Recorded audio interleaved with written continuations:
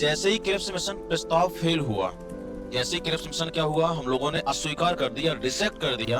विश्व युद्ध जब चल रहा था तो उस विश्व युद्ध में क्या हो रहा था, पूरे भारत में क्या हो गया, भुखमरी आ गई। क्योंकि अपने भारत में खाद्यान्न की कमी होने लगी, खाद्यान्न मतलब चावल वगैरह कम होने लगे।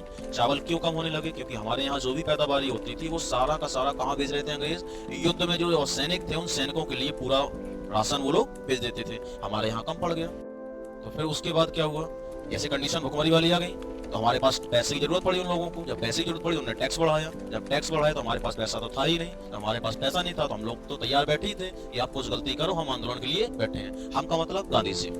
तो जैसे ही सब टैक्स का बोझ बहुत ज्यादा हुआ, बहुत ज्यादा हुआ, तो एक डेट आती है 5 जुलाई लगी। तो गांधी जी ने क्या किया कि गांधी जी ने एक हरिजन पत्रिका, उनकी गांधी जी की चलती थी हरिजन पत्रिका, तो हरिजन पत्रिका में उन्होंने खबर छपवाई और उस खबर में कहा कि अब भारतीय कांग्रेस या हम लोग एक अधिवेशन करना चाहते हैं या अधिवेशन कर रहे हैं। अभी से उन्होंने इतना कहा। एग्जैक्टली कुछ समय बाद डेट आती है 14 जुलाई। 14 जुलाई को गुजरात में एक जगह होती है, इसे कहते हैं वर्धा। सारे लोगों को बुलाया जाता है और उसे कहते हैं वर्धा अधिवेशन। जब उस अधिवेशन में सारे लोग बैठ के जब बातें करते हैं तो उस बातों के तहत पंडित जवाहरलाल नेहरू ने एक प्रस्ताव रखा कि अब हम एक आंदोलन करना चाहते हैं। और जब वर्धा जगह में सारे लोग इकट्ठे हुए, मीटिंग हुई, सम्मेलन हुआ, तो उसे हम लोग कहते थे वर्धा अधिवेशन। और उसी वर्धा अधिवेशन में पंडित जवाहरलाल नेहरू ने कहा, एक प्रस्ताव रखा कि अब हम एक आंदोलन करना चाहते हैं अंग्रेजों के खिलाफ। क्योंकि अंग्रेजों की हमें नहीं लगती कि नीति बहुत अच्छी है, नीयत बहुत अच्छी है, क्योंकि ये अगस्त प्रस्ताव लेके आए, अच्छी तरह लेके नहीं आए। इन्होंने साहब क्रिप्स मिशन लेके आए, इन्होंने हमारे लिए कुछ भी नहीं सोचा। अब हम कहेंगे साहब अगर ये ऐसे मिशन लाते रहे, हमारे भारत का सामान बाहर जाता जाएगा, हम तो वैसे ही डाउनफॉल में चले जाएंगे। तो क्या कहा कि अब तो आंदोलन के अलावा हमारे पास कोई दूसरा विकल्प नहीं।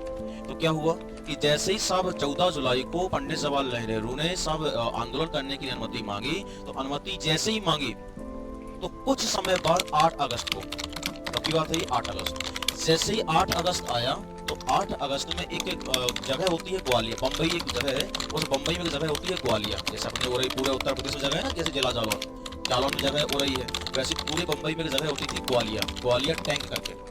और जैसे ही ग्वालियर टैंक में सारे लोग इकट्ठे हुए, ग्वालियर टैंक में जब सारे लोग इकट्ठा हुए तो उसी जगह पर गांधी जी ने भाषण देना शुरू कर दिया, और जिसे हम लोग कहते हैं भारत छोड़ो आंदोलन। और जिस टाइम पे गांधी जी ने जब भाषण देना शुरू किया तो गांधी जी ने भाषण दिया कम से कम 1 घंटा 10 मिनट। कितना? 1 घंटा 10 मिनट। 1 घंटा 10 मिनट तक गांधी जी ने नॉन स्टॉप अनाउंस भाषण देना शुरू कर दिया। और भाषण देते देते पता क्या कह रहे थे, उसी समय गांधी जी ने कहा कि करो या, हम लोग कहते हैं नारा देते हैं, तो कोई पूछता है कि गांधी जी ने करो या मरो का नारा कहाँ दिया था, ग्वालियर टैंक में। कब दिया था? भारत छोड़ो आंदोलन में। कब की बात है? 8 अगस्त की बात है।